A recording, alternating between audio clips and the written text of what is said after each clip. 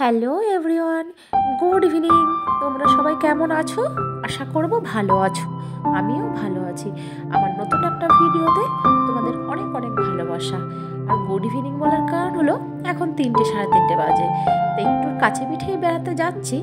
আর একটু পরেই তো বিকেল হয়ে যাবে, যেহেতু শীতকাল, তাই গুড ইভিনিং বললাম। আর দেখো, আমি কিন্তু ফাইনালি রাস্তায় বেরিয়ে পড়েছি। তবে আজকে আমি একাই, কারণ মা যাবে না, একটু কাজ আছে। আর বাবুর বিকেলবেলায় পড়া, তাই যাবে না। তা আমারও একদমই যাওয়ার ইচ্ছে ছিল না, তো পিয়ালি এতটাই জোর করলো যে যেতে বাধ্য হলাম। বললাম, যা তুই ঘুরায় মা বোনকে নিয়ে, না তুই চ। কী করবো, ওর কথা তো ফেলতে পারি না, তাই গেলাম। তো কাছে বলেই গেছি, দূরে হলে হয়তো বাবুকে রেখে যেতাম না, ওই কারণেই গেলাম। তো অটো করে তো আমরা ফাইনালি চলে এসেছি কোন্নগর স্টেশনে। তা বুঝতেই পারছো, অনেকেই হয়তো কোন্নগরের নামটা শুনে, যেহেতু কাছে পিঠে একটা ঘোরার জায়গা আছে। তো এখানের দোকানটায় বাচ্চাটা দেখো কিছু একটা বায়না করেছে, ওর মাথায় কিনে দিচ্ছে। আর বাচ্চা কাচ্চা থাকলে যা হয়, তাই না বলো? আর শীতকাল মানেই হচ্ছে একটু এদিক ওদিক ঘুরতে যাওয়া। দূরেই যেতে হবে ওরকম কোনো ব্যাপার নেই, তাই না? যেহেতু সারা বছর ছেলেমেয়েরা পড়াশোনায় ব্যস্ত থাকে, তা কাছে পিঠে গেলে ক্ষতি নেই কোনো। বেশ, আর খরচটাও কম হয়। অনেকের তো খরচের ব্যাপার থাকে না। আর ফাইনালি দেখো চলে এসেছি মেন জায়গায়। আর গাছগুলো দেখো লাইন দিয়ে দাঁড়িয়ে আছে, কি সুন্দর না? বেশ ভালো লাগছে কিন্তু। তা তোমরা হয়তো বুঝতে পারছো কোথায় এসেছি। আমাদের ইসরা থেকে একদমই কাছে, আর খরচ নেই বললেই চলে। একদম কম খরচে একদম ঘোরার একটা সুন্দর জায়গা এখানে আছে।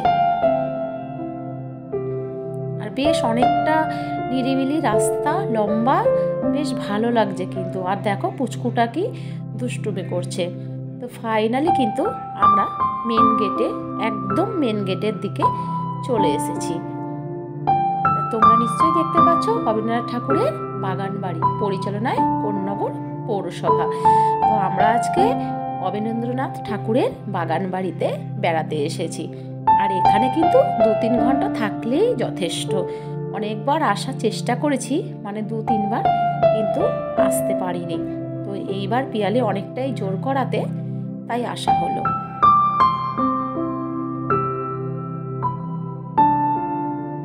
আর এখানে নাকি সকাল, শুনেছি যতটা, সকাল 10টা থেকে বিকেল 5টা অবধি। আর এটা হচ্ছে টিকিট কাউন্টার। তো এখান থেকে টিকিটটা কাটতে হয়। আগে কিন্তু টিকিট কাটতে হতো না, মানে কোনো এন্ট্রি ফি চার্জ ছিল না। এখন হয়তো এই 1-2 বছর হয়তো করেছে। তো 10 টাকা করে টিকিট। তো ফাইনালি আমরা টিকিটটা কেটে নিচ্ছি। আর বেশ ভালোই লোকজন হচ্ছে আস্তে আস্তে, সবে শুরুর দিকে তো, তাই অতটা আর কি ভিড় নেই। মোটামুটি ভিড় হচ্ছে আস্তে আস্তে। ফাইনালি আমাদের টিকিট কাটা হয়ে গেছে।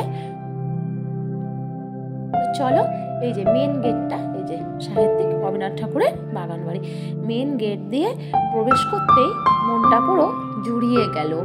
মানে চারিদিকে দৃশ্যটা দেখে না আর নিজেদের ধরে রাখতে পারলাম না। এতটা সুন্দর জায়গা, মানে এতটা কাছে থেকে আমরা কিন্তু আসতে পারিনি। বুঝতে পারছো?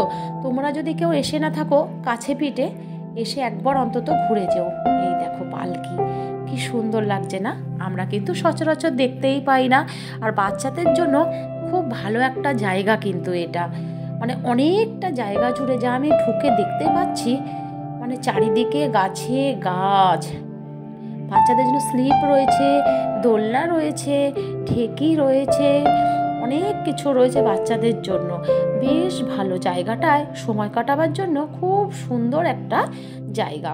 তবে এখানে আমি ঢুকতে দেখলাম সেরকম একটা খাবার দাবারের ব্যবস্থা নেই। আর ভেতরে কিন্তু খাবার দাবার নিয়ে ঢুকতে দেয় না। নয় তোমাদের খেয়ে আসতে হবে, আর নয় বাইরে বেরিয়ে খেতে হবে।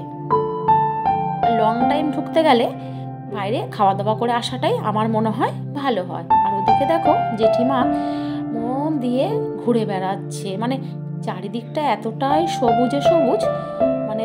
আর দেখো, ওই দেখো মন্দিরটা, দূর থেকে মন্দিরটা কি ভালো লাগছে না দেখতে, দারুণ লাগছে কিন্তু। আর সবুজ দিয়ে ঘেরা, তো বেশ ভালো লাগছে।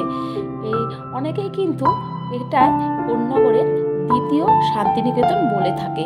আমরাও কিন্তু তাই জানি যে কোন্নগরে অবস্থিত দ্বিতীয় শান্তিনিকেতন, মানে এতটাই সুন্দর। আর এইখানে দেখো আমি একটু যাচ্ছিলাম, কিন্তু লেখা আছে ওখানে বিষধর সাপ হইতে সাবধান, মনে হয় ওখানে সাপ টাপ আছে ওই কারণে। তবে এখানে বেশ সারাটা দিনই খোলা, চাইলে 2-3 ঘন্টা আরাম করেই কাটানো যায়।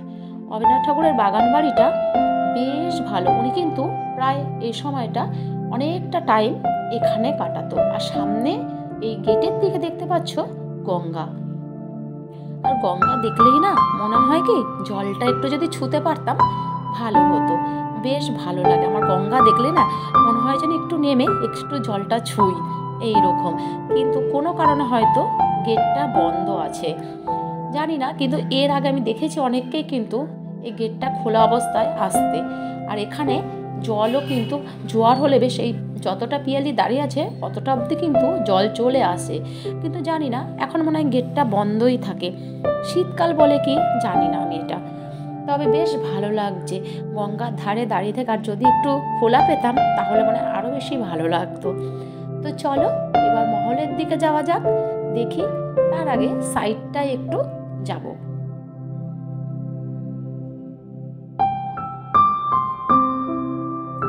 দেখো এই সাইডগুলো কি সুন্দর করে রেখেছে না, কাটিং করে, বেশ ভালো লাগছে দেখতে। চলো ভেতর দিকে যাওয়া যাক। অনেকেই এসেছে, তবে খুব একটা ভিড় না, মোটামুটি ফাঁকাই আছে, মানে ঘুরে বেরিয়ে বেশ ভালোই লাগবে, বেশ টাইমটাও কেটে যাবে। শুধুমাত্র খাবার দাবারের ব্যবস্থাটা এখানে নেই, ছিল বলছিল, কিন্তু এতটাই নোংরা করে রাখতো ওই কারণে। আর দেখো ঢুকেই দেখতে পাচ্ছি সাহিত্য কবি মানে এত সুন্দর করে রবীন্দ্রনাথ ঠাকুরের সব পেন্টিংগুলো সাজিয়ে রেখেছে, মানে দেখার মতো, মানে খুব ভালো, মানে কতটা যত্ন করে রাখতে হয়েছে, মানে এতটা সুন্দর করে রেখেছে না, মানে দেখে চোখ ফেরানো যাচ্ছে না, খুব সুন্দর করে রেখেছে। দেখো প্রত্যেকটা দেয়ালে ওনার পেন্টিংগুলো ঠিক এইভাবে সাজিয়ে রাখা হয়েছে। দেখো প্রত্যেকটা, আর এই দেখো ভারত মাতা দেখেছো কতটা সুন্দর। আর এই দরজাগুলোকে দেখো ভেতর দিয়ে দেখা যাচ্ছে, ভেতরেও কিন্তু তোমার হচ্ছে পেন্টিং রয়েছে। আর ওই ভেতর দিকে মনে হয় টয়লেটের কোনো ব্যবস্থা আছে, যদিও আমি জানি না, কারণ আগে যেহেতু থাকতো সেই কারণেই বলছি, কারণ এখানে অনেকটা টাইমই ওনারা কিন্তু কাটাতেন। আর গাছগুলো এতটাই পরিচর্যা করেছে ভালো, মানে খুব সুন্দরভাবে মেনটেনেন্স করা হয়েছে। আর প্রত্যেকটা গাছ দেখে, মানে প্রত্যেকটা এত সুন্দরভাবে গাছগুলোকে সাজিয়ে রেখেছে, মানে সারি সারি হয়ে রয়েছে না, মানে দেখে মনে হচ্ছে যেন জাস্ট বসিয়ে দিয়েছে এইরকম একটা ব্যাপার। তো শান্তিনিকেতন অনেকে না যেতে পারলেও এখানে এসে কিন্তু তাদের মনটা ভরে যাবে। আর দেখো বাচ্চাদের জাম্পিং, মানে বাচ্চারা এসে এখানে বোর হবে না এইটুকু বলতে পারি। আর গাছের দেখো সব গুঁড়িগুলো কেটে এইভাবে বসার জায়গা মতো করে রেখেছে, বাচ্চারা কিন্তু চাইলেই বসতে পারছে। আর এখানে দেখো একটা বড় অ্যাকোরিয়াম, চলো দেখি। দেখো কত মাছ, লাল, সাদা, কালো, মানে কি এখানে এতটা ছোট লাগছে তো, কিন্তু আমরা যখন সামনে থেকে দেখেছি বেশ অনেকটা বড় বড় মাছগুলো ছিল, দেখতে কিন্তু খুব ভালো লাগছিল। আর অ্যাকোরিয়ামটা বেশ বড়, আর এখানে কতগুলো পাথর পড়ে, আর গন্ধরাজ লেবু গাছও আছে, মানে এত গাছগাছালি, আর গাছগাছগুলো এত সুন্দর পরিচর্যা করে সারিয়ে সারিয়ে রেখেছে সাজিয়ে, মানে মনে হচ্ছে যেন সদ্য বসিয়ে দিয়েছে গাছগুলো। আর লেবু পাতা দেখে না আমরা একটু নিয়ে নিলাম, তা আমরা যখন নিলাম পিয়ালি বললো আমি বাচ্চাই কেন, আমিও একটু নিয়ে নিই, ওই কারণে ও একটু লেবু পাতা নিয়ে নিল। লেবু পাতা না বেশ একটু আনলে অনেক কাজে লেগে যায় আমাদের। আর এখানে দেখো এই গাছগুলো শিকড়ে না মনে হয় দেয়ালটা ভেঙে ভেঙে পড়েছে। আর এখানে দেখো কি সুন্দর একটা পেন্টিং করা আছে, দারুণ লাগছে না। আর এইখানটা দিয়ে গিয়ে না বেশ বসার জায়গাগুলো ভালো আছে, বেশ সবাই বসে আছে, মানে। আর এদিকে দেখো কি সুন্দরভাবে, এখানে না ঢোকা যায় না, এদিকে যে দিয়ে দিয়েছে চেন মতো, আর ঢোকা যায় না। এই বাড়িটা এখান থেকেই বেশ সুন্দর একটা দৃশ্য দেখা যায়। গাছের গুঁড়িগুলো ঠিক এইভাবে কেটে কেটে রেখেছে, বসার জায়গা হয়তো করবে আরও ওই কারণে। আর এই দেখো সমাধি, খুব যত্ন সহকারে সমাধিটা এখানে স্থাপিত করেছে, খুব যত্ন সহকারে এখানে রেখেছে। আগে কিন্তু এতটা সুন্দর করে রাখা ছিল না, কারণ বৃষ্টি বাদলের দিন তো, ওই কারণে। এবার আমরা এখান থেকে বেরোচ্ছি, আর এখন ঠান্ডা হয়ে গেছে। এখন 5টা বাজে, এখন আমরা বেরিয়ে মানে সারাদিন খোলা থাকে এখানে। টাটা বল। হ্যাঁ, সকাল 10টা থেকে বিকেল 5টা অবধি। তো এখন 5টা বাজে, এই দেখো বাঁশির আওয়াজ শোনা যাচ্ছে। এবার আমরা এখান থেকে বেরোচ্ছি, তো চলো আমাদের সাথে বাড়িতে চলো। হ্যাঁ,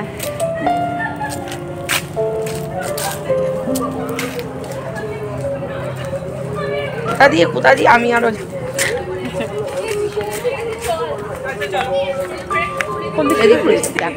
চলো টাটা টাটা।